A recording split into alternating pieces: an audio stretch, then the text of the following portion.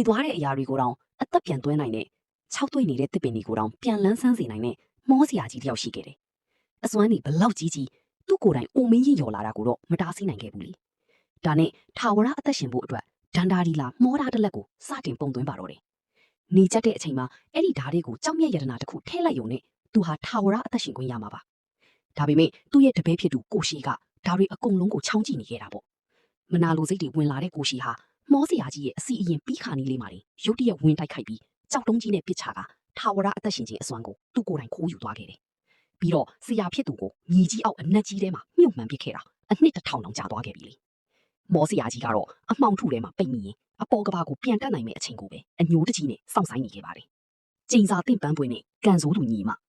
အချိန်တွေအကြာကြီးကုန်လုံးသွားပြီးနောက်မှာတော့ကောင်မလေးတယောက်ကအဲ့ဒီမောစရာရဲ့ကျိန်စာတင့်ပန်းပွင့်ကိုတွားတွေ့တယ်။ဆက်စုချင်းစိမ့်နဲ့ကင်လိုက်တော့စူးသွားတာပေါ့။သူ့ကိုလိုက်ရှာတဲ့အမားဖြစ်သူလေအဲ့ဒီပန်းပွင့်ရဲ့မောအစွမ်းကြောင့်လက်ကိုစူးခံလိုက်ရပြန်တယ်။အဲ့ဒီအချိန်မှာပဲညီမလေးဖြစ်သူကချက်ချင်းလေးကျသွားပြီးမျက်လုံးတွေဖြူလာသလိုတကူလုံးမှာလည်းအကြောမဲတွေထလာပါတော့တယ်။အမားဖြစ်သူလည်းအတူတူပဲဖြစ်လာတာကြောင့်ရွာကနမေကြီးဆုံးမကြီးစီအပြေးလွှားသွားကြတယ်။ဆုံးမကြီးကအကြောမဲတွေကိုမြင်တာနဲ့ကောင်မလေးရဲ့စပင်ကိုဖြတ်ပြီးအနာဂတ်ကိုကြည့်လိုက်တဲ့အခါ